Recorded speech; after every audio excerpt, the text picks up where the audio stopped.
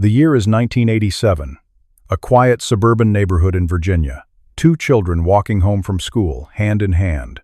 Brother and sister. Nothing unusual. Nothing alarming. Until they both collapsed at the exact same moment. Same second. Same sidewalk. No warning. What happened next would challenge everything we understand about human biology and the invisible threads that bind us together. The neighbors found them lying there, Emma, age 9, and Michael, age 7. Eyes open, breathing shallow, completely unresponsive, not unconscious, something else. Something between states.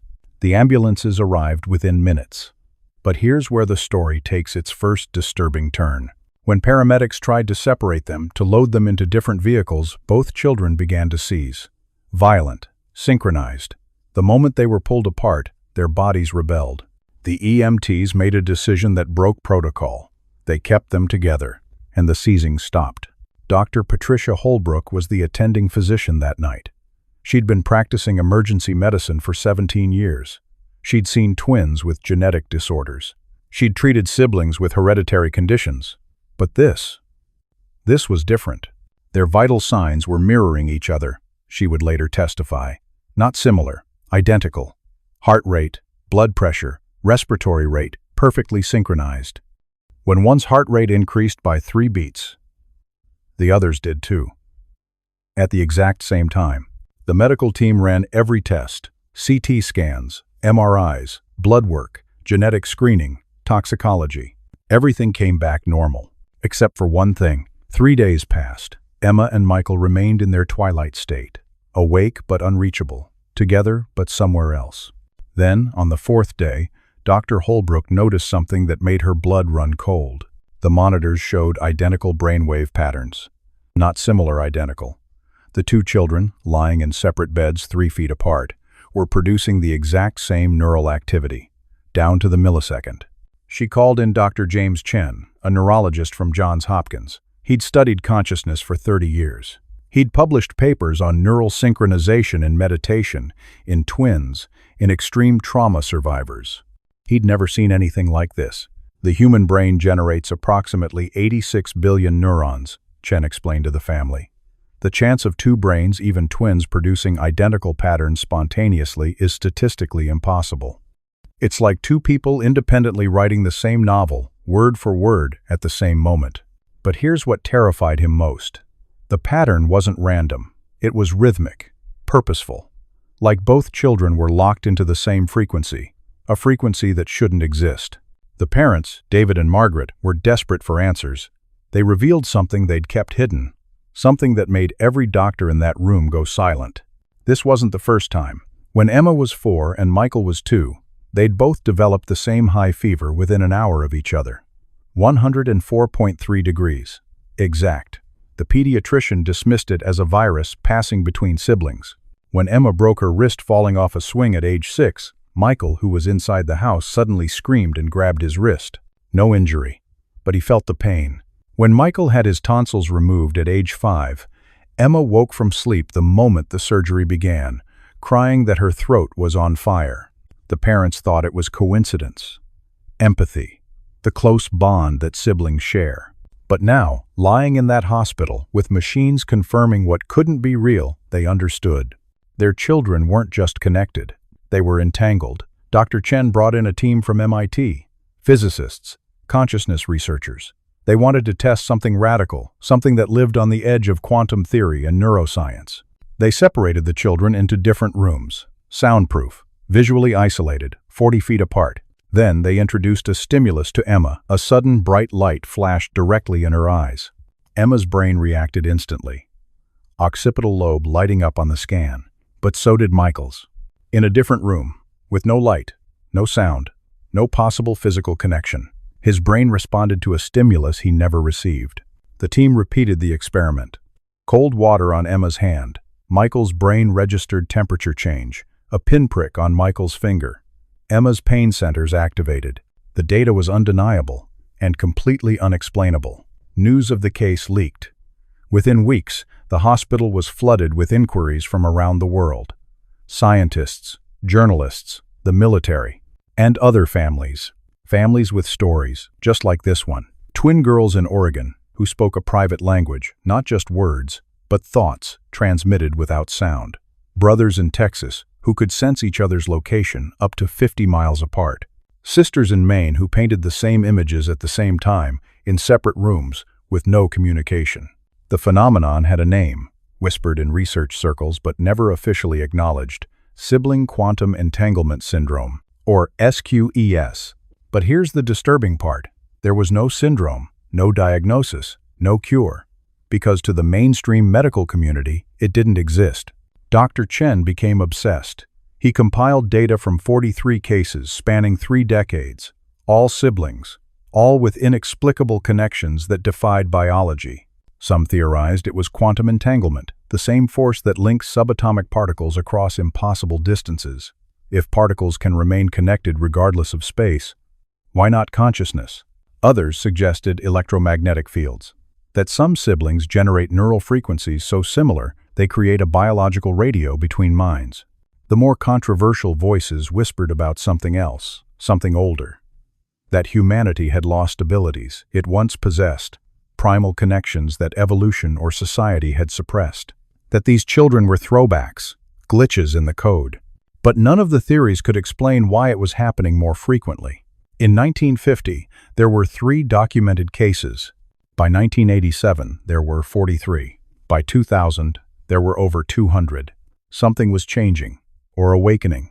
On the 7th day, something shifted. Emma and Michael opened their eyes fully for the first time in a week. They looked at each other across the hospital room, and they spoke in perfect unison. "We understand now." Dr. Holbrook asked them what they understood. Emma answered, but Michael's lips moved with hers, forming the same words at the same time. "We were always one. We just forgot." The children described their experience not as 2 people, but as a single consciousness experiencing 2 bodies. During their collapse, they said, the barrier had dissolved. They weren't Emma and Michael anymore. They were something unified, something whole. And they weren't alone. "There are others," they said together. "More every year. The connection is waking up." The medical team had no framework for this. The parents were terrified. What did it mean for their children's individuality, their futures, their humanity? Within days, Emma and Michael returned to normal. Separate thoughts, separate words. The profound connection seemed to fade back into something manageable, the kind of sibling intuition that feels special but not supernatural. But the data remained. The brain scans, the synchronized responses, proof of something science couldn't dismiss and couldn't explain. Dr. Chen's research was quietly suppressed. His funding pulled. The families involved signed NDAs, though no one could say who enforced them. The cases were scattered, buried in medical journals no one read, classified as anomalies. But the children kept coming. Today, there are an estimated 1,200 cases worldwide. Most go unreported.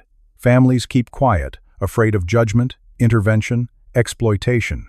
These siblings live among us, connected by invisible threads, proof that human consciousness might be far stranger and far more interconnected than we ever imagined. Emma and Michael are adults now. They live on opposite coasts. They lead separate lives. But they still know. When one feels pain, the other senses it. When one faces danger, the other feels the warning. The connection never left. It just learned to whisper. In the cold, clinical language of science, they remain an unsolved mystery. But maybe that's the point. Maybe some connections aren't meant to be understood. Maybe they're meant to remind us of something we've forgotten. That beneath our skin, beyond our individual minds, we might all be more connected than we think. The question isn't whether it's possible. The question is, what else are we connected to that we can't see? What we can learn. The science and mystery of human connection. While the specific case of Emma and Michael represents an extreme and largely unexplained phenomenon, the broader subject of human biological connection offers profound insights into consciousness, neuroscience, and the invisible forces that shape our relationships. Quantum biology, the emerging frontier. Recent research in quantum biology suggests that quantum effects previously thought to only occur at subatomic levels may actually play roles in biological processes. Studies at MIT and Oxford have demonstrated quantum coherence in photosynthesis and bird navigation. Could consciousness operate on similar principles? While controversial, researchers like Dr. Matthew Fisher at UCSB have proposed mechanisms where quantum entanglement could theoretically occur in neural systems through phosphorus atoms in neurons. Twin studies and neural synchronization. Scientific studies on identical twins show measurably higher rates of simultaneous illness, shared sensations, and even synchronized brain patterns when placed in proximity, though nothing approaching the extreme cases described. Research published in Nature Neuroscience demonstrates that close emotional bonds create measurable neural coupling. When people feel deeply connected, their brain patterns begin to align during interaction. The mirror neuron revolution.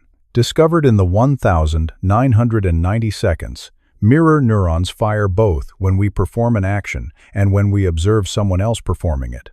This neural empathy system explains why we flinch when seeing others hurt, why emotions are contagious, and how deep bonds create physiological responses. Close siblings often develop heightened mirror neuron sensitivity, a biological basis for feeling each other's experiences. Electromagnetic field theory. The human heart generates an electromagnetic field, detectable up to 3 feet away. The brain generates measurable electrical activity. Some researchers theorize that exceptionally close individuals, particularly siblings raised together, might develop unconscious sensitivity to these fields, creating the sensation of connection. While mainstream science remains skeptical of long-distance effects, the measurable existence of human bioelectromagnetic fields is undeniable. What this means for us. Even without unexplainable phenomena, science confirms something remarkable. Human connection is biological, measurable, and profound. Our relationships physically shape our brains, alter our neurochemistry, and influence our health. The bond between siblings, particularly those raised in close emotional proximity, creates neural pathways that persist throughout life. The mystery cases remind us that consciousness remains science's greatest frontier. Despite mapping the brain and sequencing the genome, we still can't fully explain awareness, intuition, or the feeling that someone we love needs us from miles away. Perhaps the most important lesson isn't about proving the impossible, it's about recognizing the extraordinary nature of ordinary connection. Every relationship shapes your neural architecture. Every deep bond creates synchronization. Every moment of true empathy is your brain mirroring another human's experience. We may all be more connected than we know, and some siblings simply feel it stronger than the rest.